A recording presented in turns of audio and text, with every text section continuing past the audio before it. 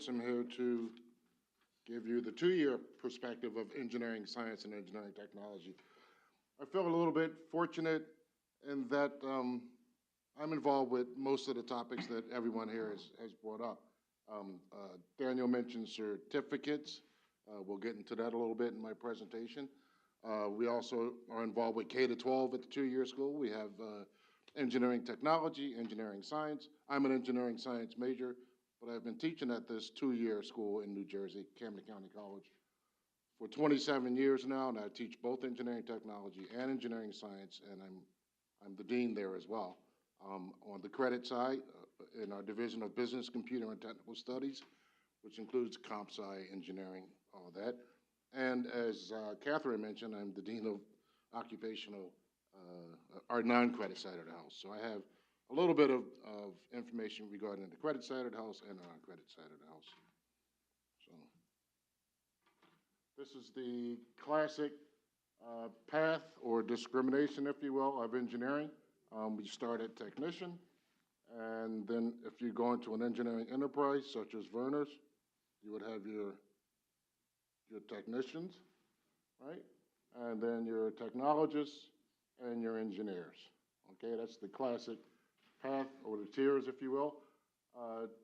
Technicians, as we have here, are the two-year folks, and our curricula are primarily trig-based.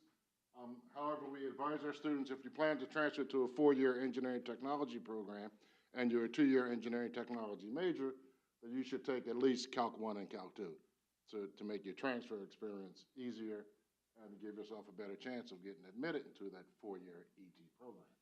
But for the most part, our ET students do not take Calc, they take trig-based, unless they know that they want to transfer. Okay, so at the end of a two-year program, you're qualified and you're hired as a technician. Next, we have the technologists here. We can get this four-year program, and as Werner and most other people mentioned, it has a heavy hands-on emphasis. The math is not as deep or should I say, as rigorous as it is with the pure engineers, these folks here, who may go into manufacturing and perform the same functions as a technologist, or they might find themselves in a more research-oriented environment. Second bullet. Oh, so at my school, we have both engineering technology and engineering science. Where did I go? There we go. The laser pointer here. Two-year engineering technology graduates, they're work ready, or they can optionally transfer to a school like Jeff's school, which has the four-year engineering technology program. So they can take either path. Our two-year engineering science students, they must transfer because once they're done the two-year experience, they've just completed their sophomore year of studies, right? So generally, no one's going to hire a sophomore year engineering dropout, basically. So they must finish their four-year degree. And the third bullet is probably most important. I speak from experience. I have many students who finished our two-year engineering technology program. They come back to school to give us a visit or meet with their former classmates. They show me their business cards, and it says John Q. Public Engineer. It does not say engineering science or engineering technologist. It says engineers. Many employers do not know the distinction, and many of the employers don't make a distinction between the two degrees. Some do, most don't, in my experience, in the Philadelphia, New Jersey area. Okay? So keeping that first tiered model in mind, you've seen this slide as well. Daniel had this up. And what I want to focus on is this sort of explosion, this steep rise in certificates there. So this rise in certificates has sort of morphed that tiered model to look a little more like that. Right? So these are all the folks that you will find in an engineering enterprise, be it manufacturing, research and development, or what have you. These folks here, what we've been calling sub-associate degree certificates, are strong, as you saw by the prior slide. They've outnumbered the other folks. And we're training those types of folks at Camden County College as well. One big reason I believe for the spike, I'm pretty certain this is if anyone's familiar with the TAC grant, that just, the 4 years of TAC grants that just expired. TAC stands for the Trade Adjustment Assistance Community College Career Training Grant, right? It's a 4-year, $2 billion grant. And over those 4 years, the 4 years went from September 11th through September 14th. Well, the TAC grant was responsible for training 405,000 enrollees, 405,000. 238,000 of those folks walked away with a credential, either a certificate or a certificate or a credential from the National Institute of Metalworking Skills, or the Packaging Materials Certificate Program, or welding. So we've really, let's go back to that slide. I think the TAC grant had a lot to do with this huge spike in certificates and what we call sub-associates programs. And these folks, once again, cause us to morph this model, if you will. So now it's not just technician, technologist, engineer, but you throw the certificates in there as well.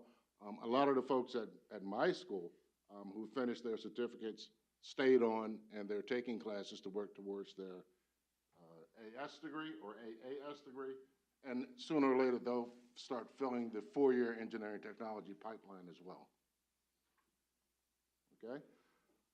This is a foil from our report that may make your head spin, but I'll try to work through this for you. We start at the top here, and we work our way down. So if we start with a population of high school students who expressed an interest, or their teachers managed to corral them into an engineering program, right? There are several routes to get there from here. Here we have the high school students that get those ET-related certificates that we kind of just discussed. Also, we have the non-traditional students that one of our panel members mentioned, but also capital go into and get certificates. These are folks who are unemployed or seeking reemployment. We have workforce investment boards in New Jersey and probably in your state as well, where folks that are interested, who are laid off and are interested in getting into the technical areas, go to one of the community colleges and they get trained up and they ultimately get certificates, right? And as we can see, these certificates can lead to the AAS degree, which makes them technicians, okay? These high school students, of course, come straight from high school and get into the AAS program, my 2-year program, or they can come from high school and get into my AS, or Engineering Science 2-year programs. Remember, that's the first 2 years of a 4-year engineering science degree. Or they can come and do the traditional route, which many of the panel members did, who went from high school straight to an engineering science program. Okay, and also on our slide, we have the apprentice that Werner mentioned, and I can't say most, many schools have co-op programs as well, and they're becoming more and more popular. Drexel University is a big one, and in my neck of the woods, that has a famous co-op program. And from there, you go into the workforce. Okay, so how do 2-year ET programs contribute to the BSET population? And these are some of the pages in our document that reference these.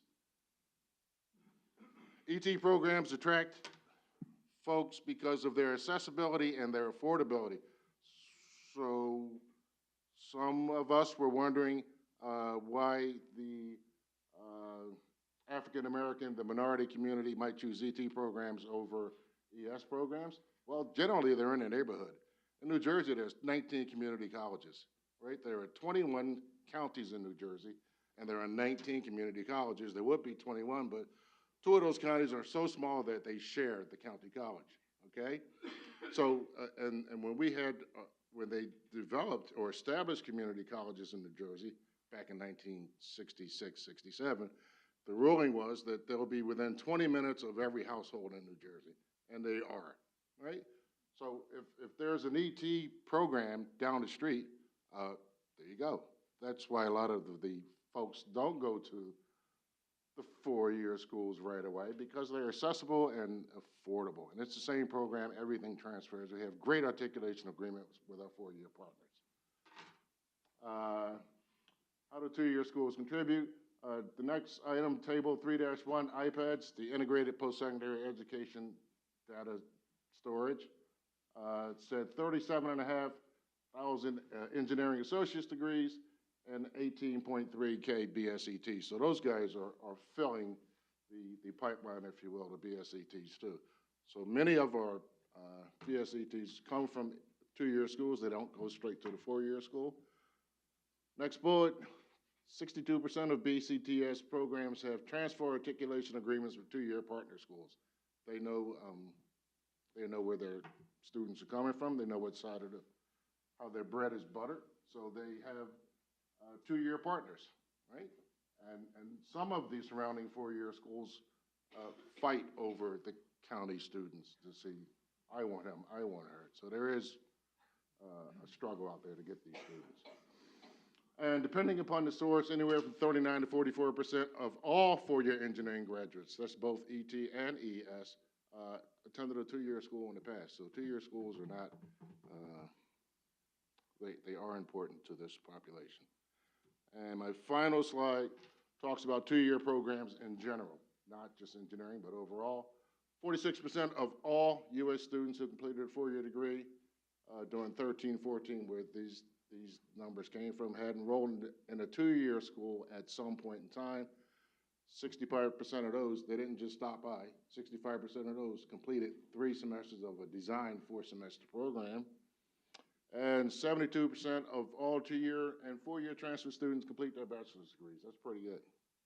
That's higher than the percent of students that go straight to the four-year school. They're hovering around 60%. So two-year schools are doing their thing. Thanks for your time.